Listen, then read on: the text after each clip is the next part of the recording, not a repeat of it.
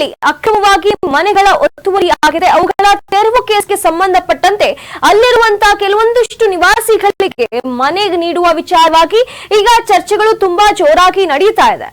ಮನೆಯನ್ನ ಕಳೆದುಕೊಂಡ ಕೆಲವೊಂದಿಷ್ಟು ಜನ ಏನಿದ್ರು ಅವರು ಅರ್ಜಿಯನ್ನ ಸಲ್ಲಿಸಿದ್ರು. ಆದ್ರೆ ಇಲ್ಲಿ ಮನೆಗಳು ತೆರವುಗೊಂಡಿದ್ದು 180, ಆದ್ರೆ ಅರ್ಜಿ ಬಂದಿದ್ದು ಮಾತ್ರ 300 ಅರ್ಜಿಗಳು. ಹಾಗಾದ್ರೆ ಇಲ್ಲಿ ಎಲ್ಲರ ಪ್ರಶ್ನೆ ಆಗಿರುವಂತದ್ದು 120 ಹೆಚ್ಚಾಗಿ ಬಂದಿರುವಂತಹ ಅರ್ಜಿಗಳಿಗೆ ಮನೆ ಸಿಗುತ್ತಾ?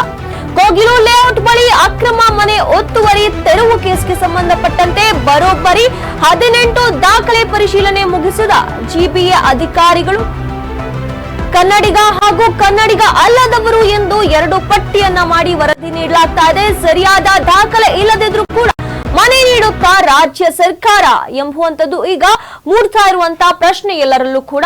ಈ ರೀತಿಯಾಗಿ ಅಕ್ರಮವಾಗಿ ಮನೆ ತೆರವುಗೊಂಡಿರುವಂತಹ ಒತ್ತುವರಿ ತೆರವುಗೊಂಡಿರುವಂತಹ ಕೇಸ್ಗೆ ಸಂಬಂಧಪಟ್ಟಂತೆ ಈಗಾಗಲೇ 18 ದಾಖಲೆಗಳನ್ನ ಪರಿಶೀಲನೆ ಮುಗಿಸಿರುವಂತಹ ಜಿಬಿಎ ಅಧಿಕಾರಿಗಳು ಇಲ್ಲಿ ಬಂದಿರುವಂತಹ ಫಾರ್ಮ್ಗಳೇನಿವೆ ಹಾಗೆ ಅವರಿಗೆ ಸಂಬಂಧಪಟ್ಟಂತಹ ಕೆಲವೊಂದಿಷ್ಟು ದಾಖಲೆಗಳೇನಿವೆ ಅವುಗಳ ಪರಿಶೀಲನೆಯನ್ನ ಈಗ ಸದ್ಯ ಜಿಬಿಎ ಅಧಿಕಾರಿಗಳು ಮಾಡ್ತಾ ಇರುವಂತದ್ದು. ಆ ಒಬ್ಬ ನಿವಾಸಿ ಏನಿದ್ದಾರೆ ಅವರ ದಾಖಲೆಗಳು ಸಂಪೂರ್ಣವಾಗಿ ಹೋಲ್ಬೇಕು, ಆ ಮನೆಗಳಿಗೂ ಅವರ ಬಳಿ ಇರುವಂತಹ ದಾಖಲೆಗಳಿಗೂ ಸಂಪೂರ್ಣವಾಗಿ ಮ್ಯಾಚ್ ಆಗಬೇಕು.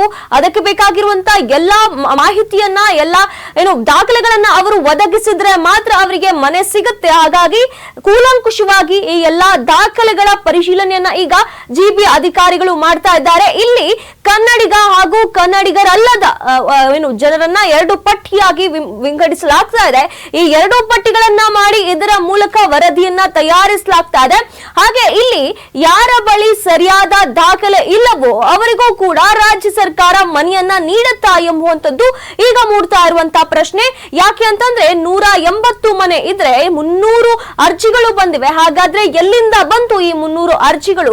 120 ಹೆಚ್ಚುವರಿ ಅರ್ಜಿಗಳೇನು ಬಂದಿವೆ ಅವರಿಗೂ ಕೂಡ ಮನೆ ದೊರೆಯುತ್ತಾ ಹಾಗಾದ್ರೆ? ಅಥವಾ ಈ ಎಲ್ಲಾ ಅರ್ಜಿಗಳ ಪರಿಶೀಲನೆಯನ್ನ ಮಾಡಿ ಇದರಲ್ಲಿ ಸೂಕ್ತವಾಗಿ ಬಂದಿರುವಂತಹ ಅರ್ಜಿಗಳು ನಿಜವಾಗ್ಲೂ ಯಾರು ಮನೆ ಒಡೆಯರೇನಿದ್ದಾರೆ ಅವರಿಗೆ ಮನೆಗಳು ಸಿಗುವಂತದ್ದ, ಅಥವಾ ಒತ್ತುವರಿಯಾಗಿ ಬಂದು ಇಲ್ಲಿ ಅಕ್ರಮವಾಗಿ ಬಂದು ವಾಸಿಸ್ತಾ ಇದ್ದವರಿಗೆ ಮನೆ ಸಿಗೋದಿಲ್ವಾ ಹಾಗಾದ್ರೆ ಎಂಬುವಂತದ್ದು ಈಗ ಮೂಡ್ತಾ ಇರುವಂತಹ ಪ್ರಶ್ನೆ.